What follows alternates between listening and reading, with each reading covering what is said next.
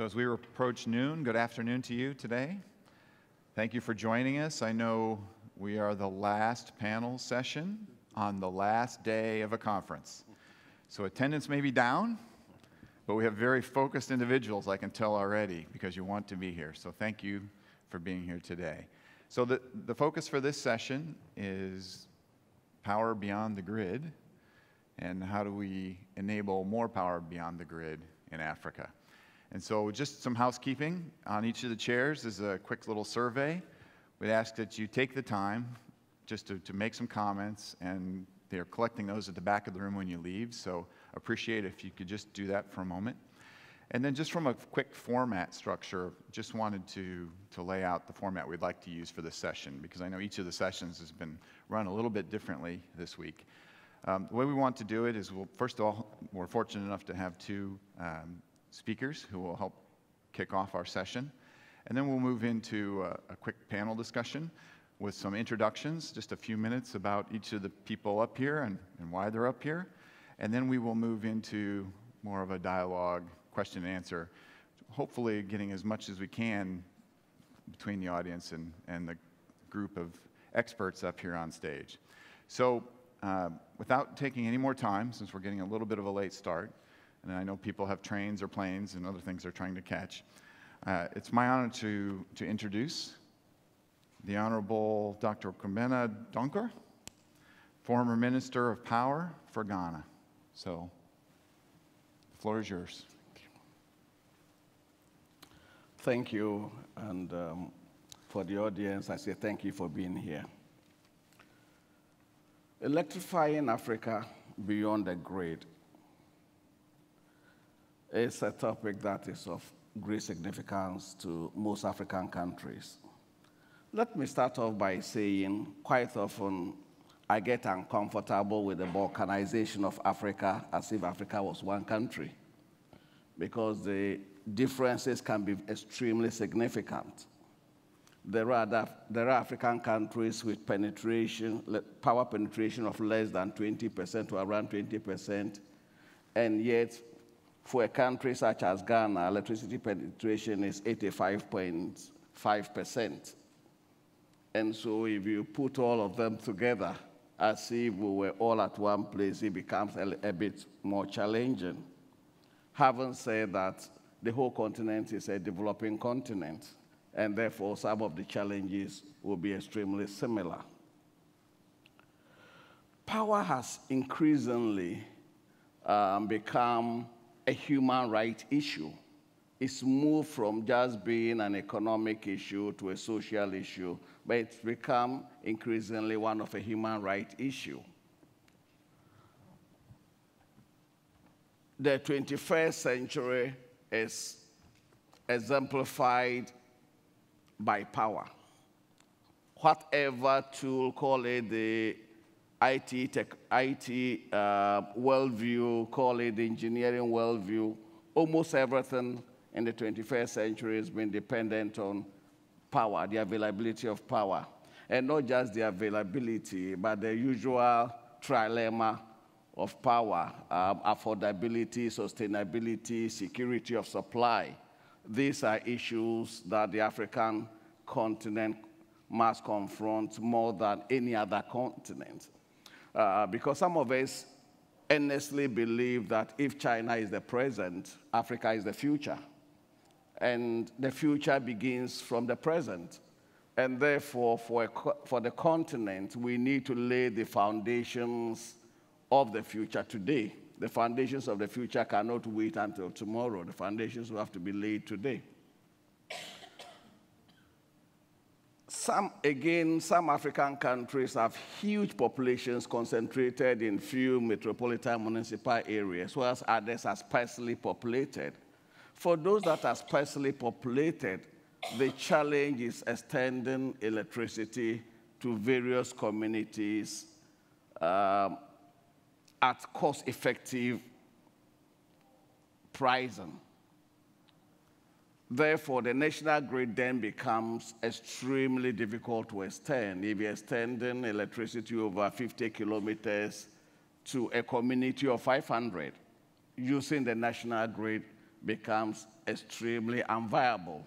And therefore, we'll have to look at other means. And for such countries, what happens beyond the grid, the reach of the grid, is extremely important.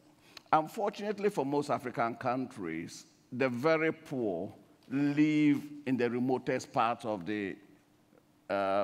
various countries.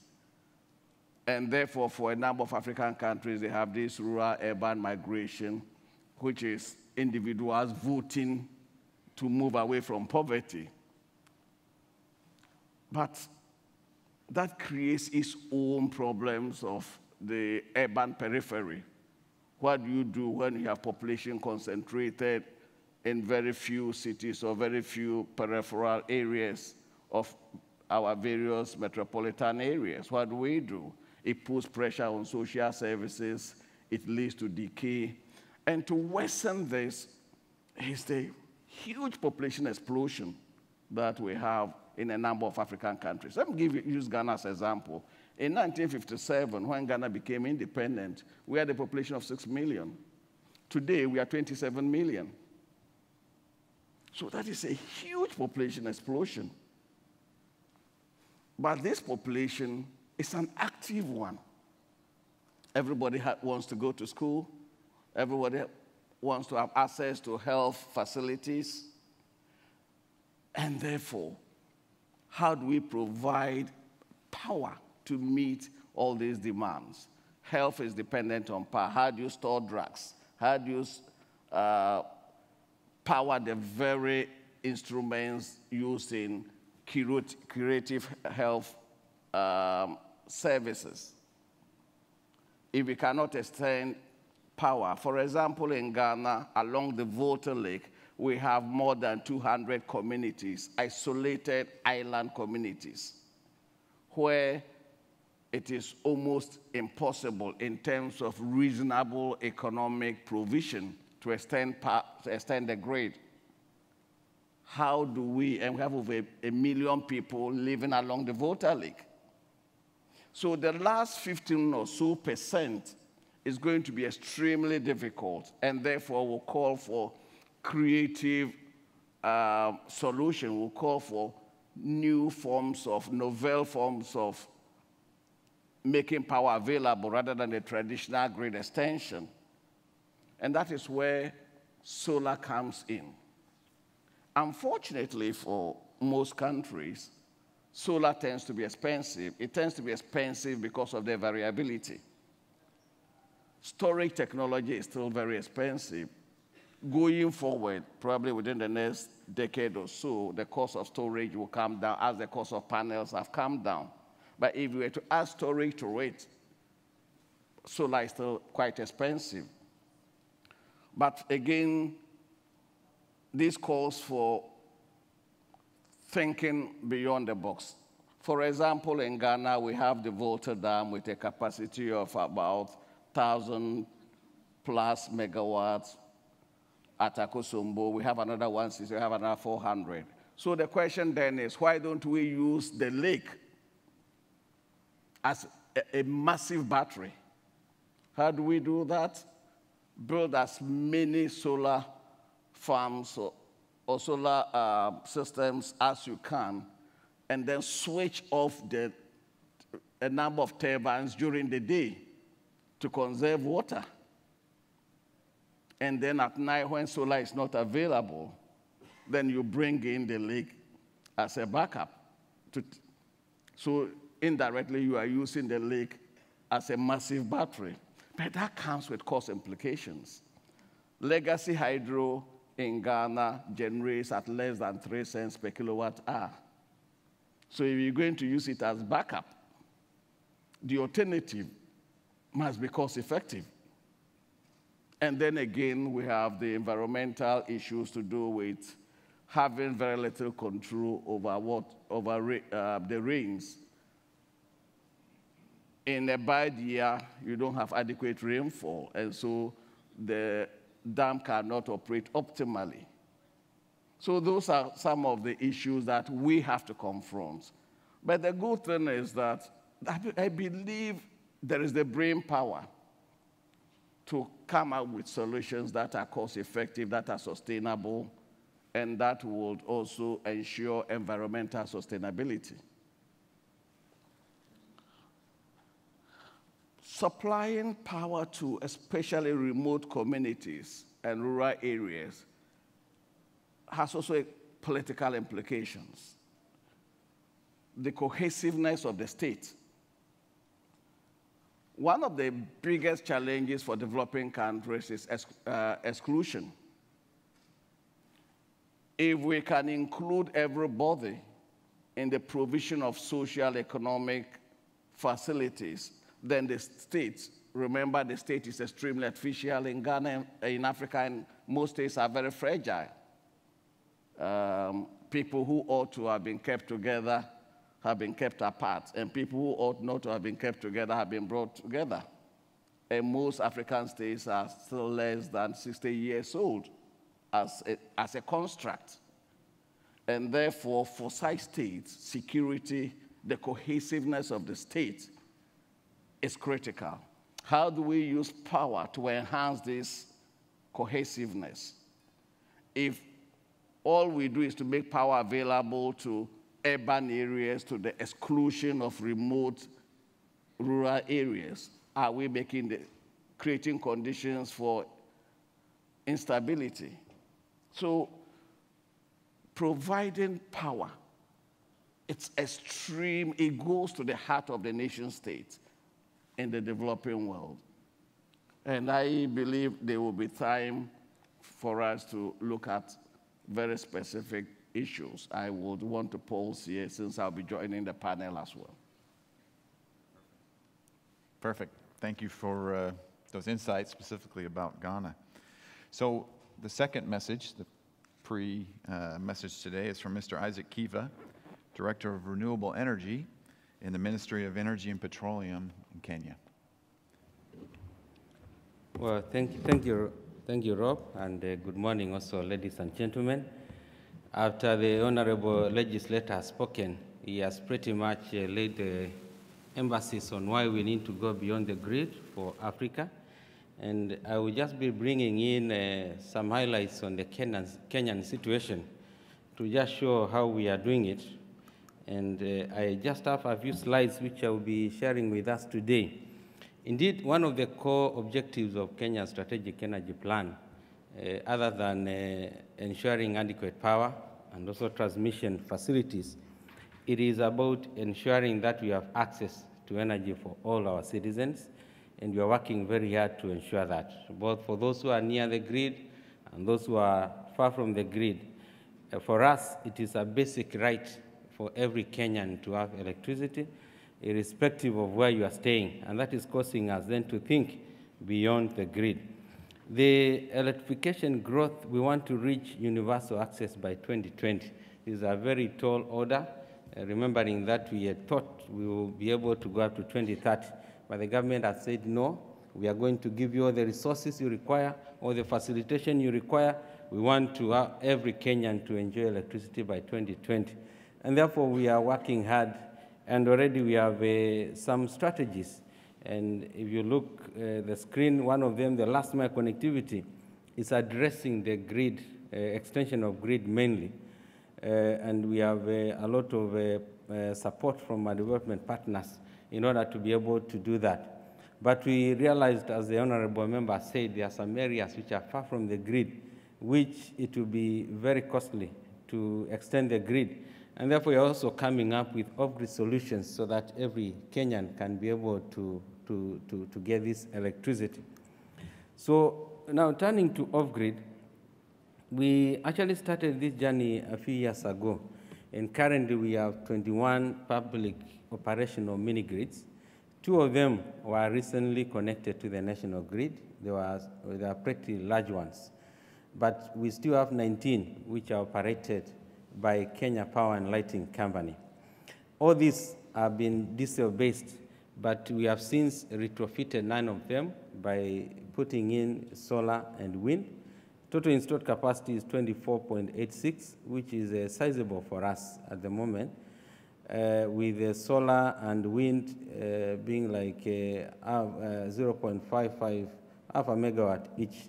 And there are others also under development, other mini-grids which are under development by Rural Electrification, which is a government authority charged with setting up rural electrification. When you look at our graphs on my left, which I think is also on your left, the grid is pretty much concentrated on the southern area, and the northern and the northeastern area is virtually without any grid. And this is the area now, when you look at the graph to your right, where we want to install these mini-grids. And we want to install in such a way that even when the grid starts coming to those which are near, there will be some synergy, some symmetry, and those are some of the issues we are considering. So then the people who are in northeastern and northern Kenya need to enjoy electricity, just like the people who are along the line, where the line is. Incidentally, where we have the transmission network is also where our railway is. So I think we just follow the railway from Mombasa all the way to Lake Victoria on our border with Uganda. So operational for the mini-grid has been expensive for us because there is a political decision to charge a uniform tariff, whether you are in off-grid area or whether you are in an area operated by the grid. And so what we have been doing is to cross-subsidize those people who are far from the grid. And the fuel costs are normally a pass-through to the customers and accounts for 80% of the cost. And therefore, for us to install this solar and wind, which I mentioned before, we have been able to estimate that we are making a saving of $1 million every year from what we have already done. And we think if we scale up that one, we'll be able to realize more savings. We also have other solutions other than the mini-grids. Down a bit, we have the small energy senders, we have kiosks, we have lanterns, which have been embraced by the rural people. Those with the diesel generators, we find they are early to adapt to these new technologies, and it is a better thing to use this other than kerosene. Our future plan is to do more of the mini-grids in those areas, and we have reached out to the government funds. We have AFD, World Bank, NDF, DFID, KFW, GIZ, and many other development partners who have come to support us to install these mini-grids. Indeed, AFD has given us support to retrofit all the current government mini-grids which we have, substantial funding over there. World Bank also, 1 month ago, have announced a substantial funding to assist us to move into the off-grid area in a big scale. And we are also looking at getting private sector in the mini-grid. Thus far, the mini-grids which we have been done using public resources. But we find that if we are to reach our goal of 2020 universal connectivity, we need to bring in the private sector, even in mini-grids.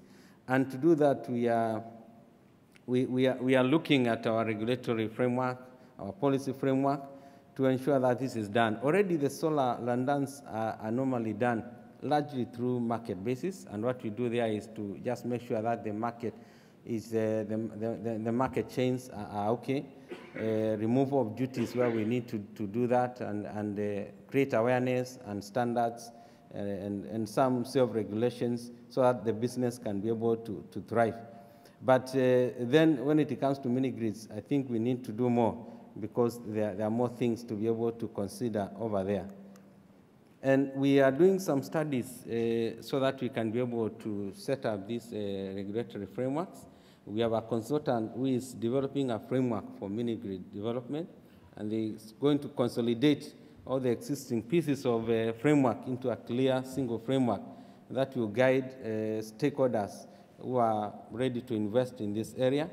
The ministry is also looking at pre-feasibility studies of some sites we had already identified and see what, if we were to get the private sector to operate, to run, or even to develop this, what we need to do on the regulatory side, including issues like cost, the technologies, as well as approach in procurement of the same. And some of the issues under consideration are tariffs. As we have said, it is power generated at off-grid is normally more expensive than the grid power. And this is where the government comes. And like now, they have told us that they would want the people in off-grid to enjoy the same service. And we are looking at how to then achieve that while knowing that it is also true that power is expensive. We have a number of areas we are looking at. Our constitution allows us and has actually set up what we call the equalization fund. Equalization fund is supposed to make sure that the people in areas which are marginalized enjoy the same services as people in areas which are more favorable. And we are thinking we could use part of the equalization fund to be able to bring on board a private sector and subsidize some of the cost for the customers, if that would be able to work. Other things is access to financing for service providers and consumers, and also what happens when the grid does arrive to a mini grid. And that will have an effect on how our mini grid is structured, whether you are going to have a lot of civil works or whether you are going to have containerized pieces of equipment. Those are things we are looking at. And also the grid code, are you going to build it to match the grid code which is there so that there is seamless flow when the grid comes? Other things are consumer protection standards and also regulations for the mini grid.